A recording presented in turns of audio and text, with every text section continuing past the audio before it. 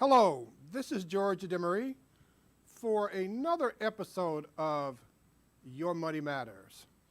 You know what Money Matters, we have a great time just talking about money and what money really does and the power and how to manage your money. We understand at St. Stephen Baptist Church that we want our members to be well versed in a lot of different areas, and we certainly want them to be able to understand how to handle their money and what to do in making good financial decisions. At Money Matters, we work on financial literacy. We help people to look to think strategically. We talk about changing how you think. We talk about that often as it relates to your money. We look for business and education opportunities that can help you to earn more money. We tried to help you with your credit worthiness. Remember, the goal is to have a credit number of at least 700.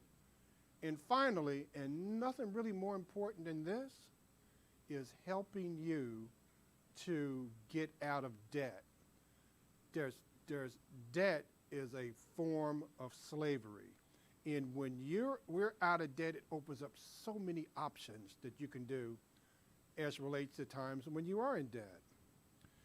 A number of months ago, Reverend Brogdon, he had a sermon and he talked about change and the importance of change. And he said people do and can change. In order to handle your money, you have to make some changes. If you're not in the position that you'd like to be in as it relates to your money, then what you're doing today isn't working, then we're going to look for ideas and strategy to help. So we want you to change. He also said this. He said change does not happen overnight. Change is a process. You don't really change a habit statistically until you start doing something at least 17 times. And if you do things over and over again, it soon becomes a habit and you're headed in the right direction. Finally, he said this, which I thought was pretty telling. He said that change is unavoidable because I've said many times, there's only three things. This is from my perspective that I'm 100% sure of that I cannot control, for the most part.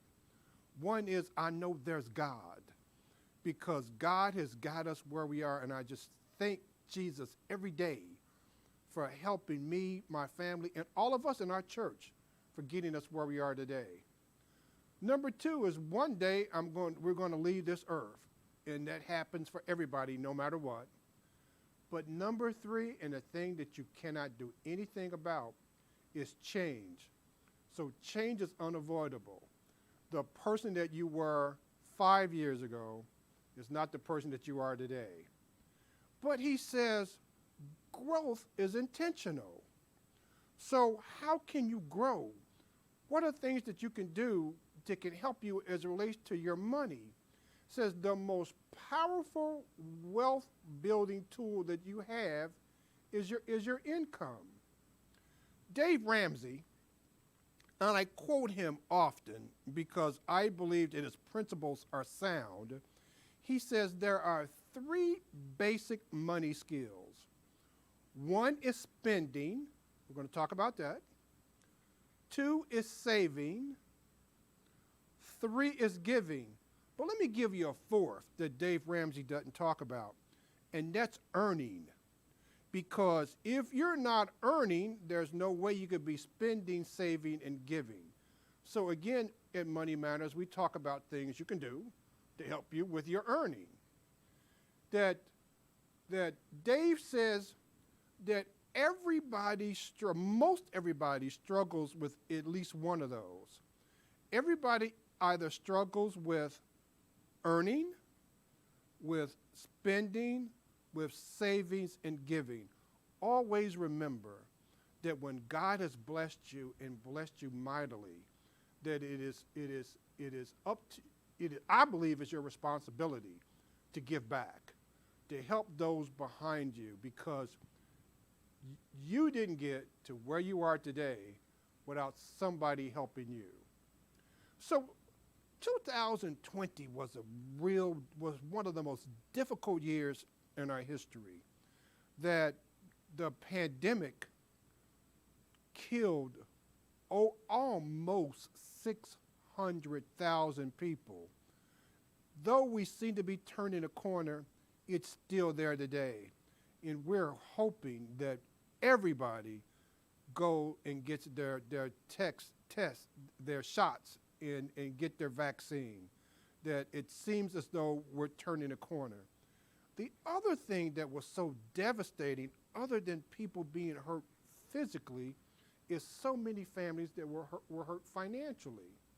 We've talked about this because the great majority of people in America did not have money saved.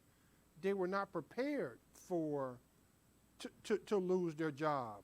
So most people, no matter if they were making $200,000 a year or $20,000 a year, they were literally living paycheck to paycheck. If money matters, we're going to come up with ways so that doesn't happen to us in the future. But let's take some of the lessons that were learned in 2020. This is according to Dave Ramsey. Number one, always have an emergency fund. No matter where I go, no matter what information I look for as it relates to money and you being financially secure, everybody says this, that you need an emergency fund. Trust me, family, there will be an emergency in your family, whether it be an appliance that breaks down, your car, who knows what it's going to cost, but there will be a hill that you need to climb, and you need to have an emergency fund. So your goal, starting today, is to save at least $1,000, but your long-term goal, as it relates to emergency fund, is to have at least 3 to 6 months of living expenses saved. Let me tell you what, when you have an emergency fund and you know that you can get through a rainy day, it gives you a sense of security. I think Pastor Cosby one time called it gives you options. This helps to give you options. Number two, create a budget. Create a budget. It's difficult living on a budget. You'd be surprised what you waste money on. We're going to talk about that in a moment as well. Where is your money going? Making sure that your four walls are satisfied. Making sure that shelter, utilities, food, and transportation are taken care of. And when those are done, create a budget on what you do with everything else. Have a budget where you put some money away every pay period for an emergency fund. You put some money away every pay period for long-term investments. That you work on if you happen to have debt, of how you can end and liquefy as much debt as possible. That all requires a budget. Number three, have more than one source of income. I was talking to one of the producers today about having more than one source of income. Do not be stuck in one place. There are so many money-making opportunities. Let me just, and I'm going to be as basic as I can be as it relates to those opportunities. If you learn a skill, now a skill that can satisfy a need, you will never be broke the rest of your life. Now, hear what I just said. If you learn a skill that satisfies a need, and let me say it another way, and you can satisfy that need better than your competitors can, you will never worry about making money ever again. But the key is learning a skill. I don't care whether you go to college or you become an electrician, but even if you go to college, learn a skill. Learn a marketable skill that you can get paid for. You will never be broke again. Look for other ways. Sometimes a side hustle will get you there. We'll talk about that in a moment too. Number 4, this is what we learned in 2020. You can save more than you believe. What do you mean by that? Think of the things that you had to let go because you couldn't do anything about it because of the pandemic. You couldn't go to the movies. You couldn't go on trips. You couldn't go out to eat. So look at the things that we learned to do during the pandemic that we didn't do prior to the pandemic. Now, I'm not saying don't have fun with your money every now and then. I'm not saying that you don't need to go and enjoy yourself every now and then. That's not what I'm saying. But I'm telling you is that if you want to save some money, there are some things that you can do that can help you to save money that helps you in the long term. Number 5, don't make rash financial decisions, which means don't buy spontaneously. Don't do it. Don't buy on emotion. Let me tell you what these marketers are really good. I mean, I have a marketing background. It's what we do. How often have you bought something online, they know your habits, and then every time you go online, whether it be Instagram, Facebook, or just online, an ad comes up from that company. I've had a company who has followed me with a pair of shoes, and I am not exaggerating, for the last 6 months. And I'm telling myself, I don't really need those. I don't really need those. And then they send me another style. And every time they do it, I get closer to giving them my credit card number, though I don't need another pair of shoes at all. But that's what marketers do. They force you to buy spontaneously. Fight it. Don't do it. Keep your money in your pocket. Let's talk about money wasters. According to the U.S. Protection Agency, these were the 7 top money wasters that we have. And when I got this information, I thought it was incredible, you know. Number 1, the number 1 money waster we have, now this may sound crazy, but it's true, is food. Do you realize that in America, we waste 30 to 40% of food every year? Doesn't seem right that people are going hungry, does it? But that's what we do. According to a survey, we are the global waste leaders. That we shop at a grocery many times because of habit and not because of need. We threw away, I think the statistic was, like 400 million tons of food a year. So be strategic when you go to the grocery store. What do you really need? Look at prices. Number 2, it says the average millennial spends $2,000 a year on coffee. What? I mentioned that to my son on the way here today, and he had to think about that. He says when he goes to Starbucks, he gets one, my soon-to-be 9-year-old granddaughter, who wants coffee with, I don't know how she got there, but wants it with coconut milk. Those cup of coffees are $5 each, so it's $15 every time he goes. Since he does it 2 times a week, that's $30 a week, just on Starbucks. It's no wonder that there's a Starbucks on every corner, and they're making all kind of money, because again, millennials, on an average, spend about $2,000 a year on coffee, which is $160 a month. Now, I'm not saying don't buy coffee. Get coffee. But if you were a little more strategic, maybe you could take 100 of that dollars, because you can put it into your emergency fund or saving, and now you're looking at ways that you can take money from one pocket to the next money and use it as an appreciating asset rather than just giving it away. Number 3 was interest on debt. People spend tons of money on interest in debt. The average credit card interest, as of my latest research, is 16.43%. Now, interest that you pay is a penalty. Interest that you earn is a reward.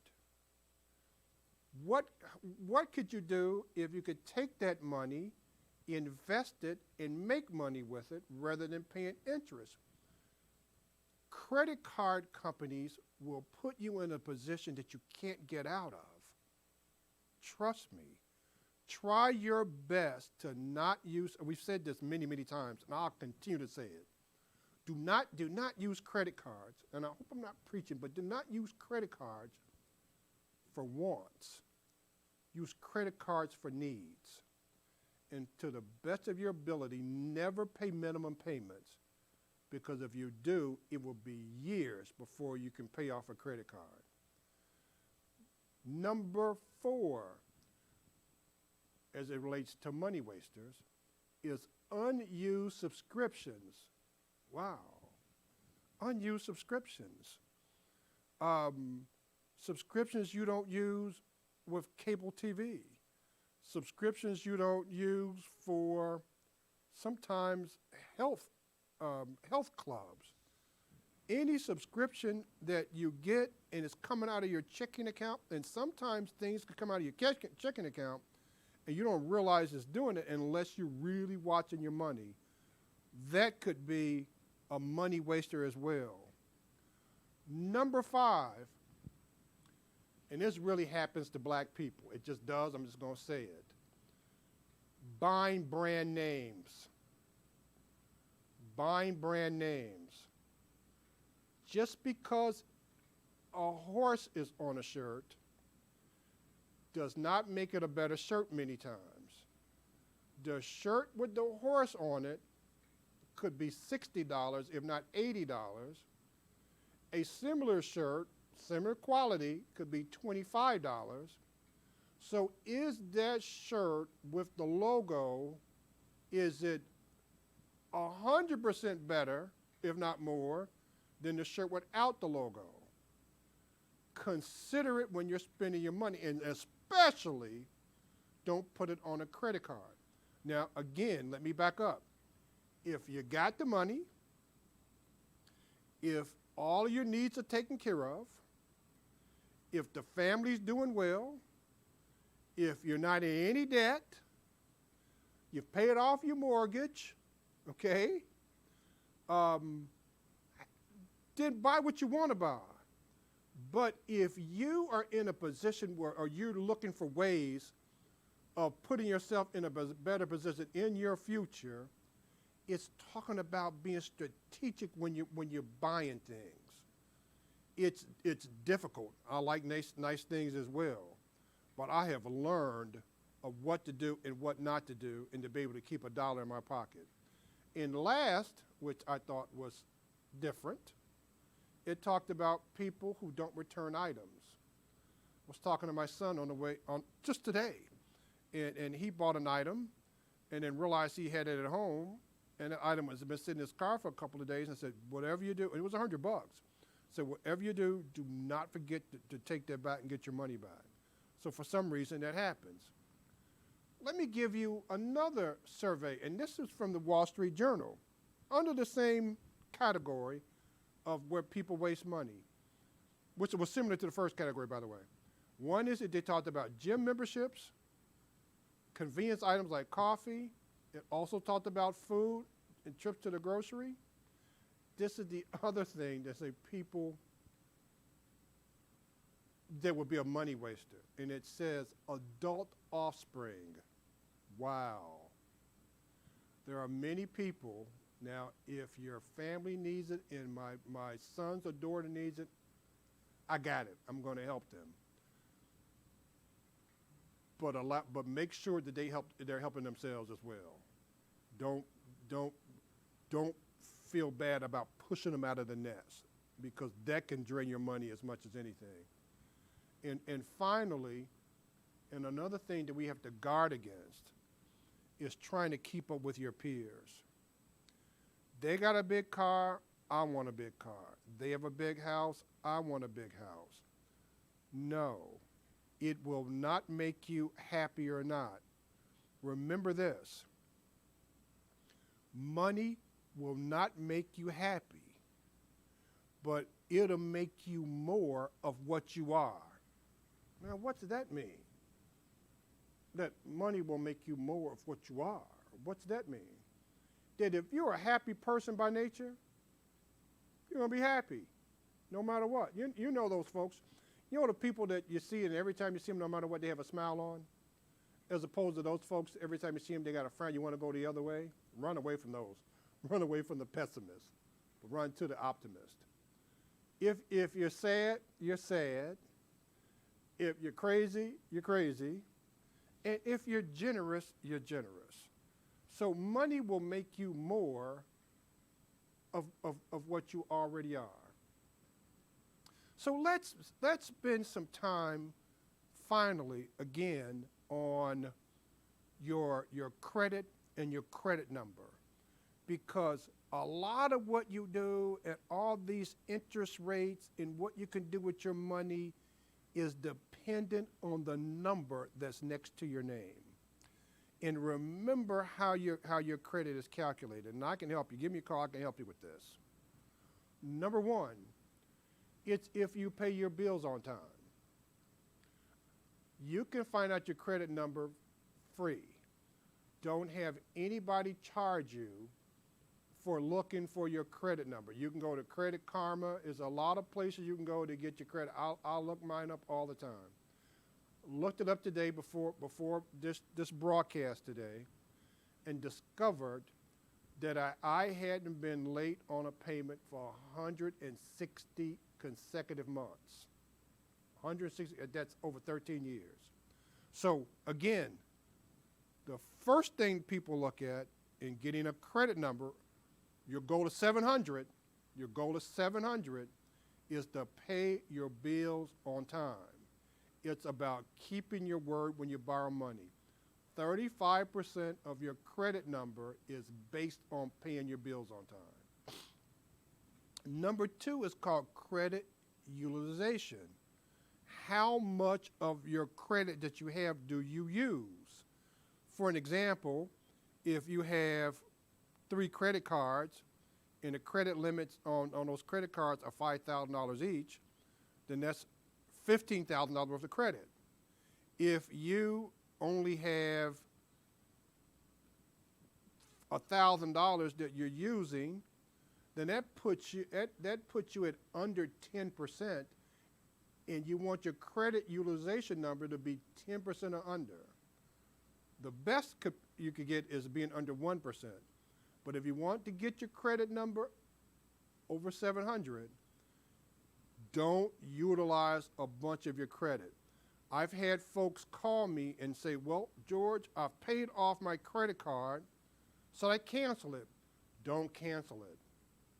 If it's paid off, don't cancel. Sometimes they'll cancel you if you don't use it. So every now and then, maybe use it and spend $50, but pay it off that month, because don't cancel it. Because if they cancel it, it will affect your credit utilization number. It can go from 8% to 15%, and it'll drop down your number. So remember that. Number three is what they call your credit mix. All the different kinds of credit that you have. Do you have credit cards? Do you have a loan? Do you have an auto loan? Do you have a mortgage? There are websites you can go to where you can use your rent They help you with your credit number. And just because you're a renter does not mean that it cannot be used to help your credit card number, to help your credit rating. Look it up. So they want to make sure that you have a variety, and the more ways and the more different people who have given you credit, it helps your credit number. Number three is the length of time that you've had credit. The reason I brought up that I hadn't missed anything in 13 years, because someone like me who's had credit for a number of years will have an opportunity to have a higher number than someone who's only had credit for 2 or 3 years. So that's where you go. So the length of time you had credit. And finally, the last thing is credit inquiries. Now, there are hard inquiries and then there are soft inquiries. A hard inquiry is an inquiry from a company you've never had any credit from before.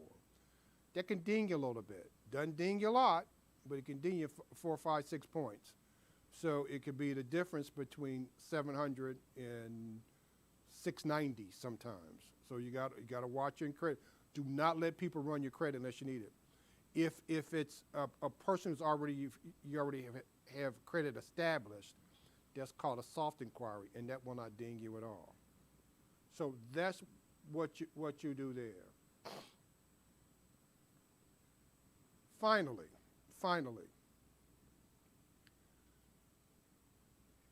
do you still owe money on Christmas items that you bought during Christmas? We talked about that during the holidays. If you still owe on what you bought for Christmas, now almost 5 months ago, let me ask this. Are they still using those items? Do they still have the same value that they had in December? Will you be paying on those items again when the next Christmas rolls around? Do not, to the best of your ability, prepare for the holidays now. So this is what we're going to do. We're going to have an emergency fund for rainy days, because there's going to be a rainy day. Number two, we're going to start investing money. We'll talk about, and we've talked about investments before and how to invest money. And there are so many ways to invest money. We've talked about Social Security before. Should you take your Social Security at 62? Should you take it at full retirement age? There are so many things that we've talked about in Money Matters. But more than anything else, we want you to understand how to handle your money. Please continue to watch the program. I will continue to give you ideas and techniques on being a good steward of your money. And at the end of the day, always remember, when God has blessed you, don't you forget to bless your church. This has been another episode of Money Matters. And as always, God loves you, and so do we. Have a great day.